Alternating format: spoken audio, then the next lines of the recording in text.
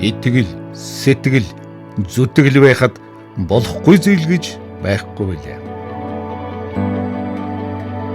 Шийдвэр сонголт бүхэн амьдралын үн цэнтэй байдаг.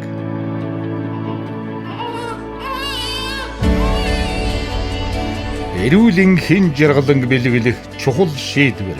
Их хүүхдийн эрүүл мэндэд цэвэр агаар хамгаас чухал. Тархины даралт, нэрийн бүтээлт жилээс жилд ихсэж байгаад эмч хүний хувьд би эмзэглэж явдаг юм аа. Иймээс гэр бүлүүдтэй цэвэр агаартай амьдрахыг зөвлөжээ.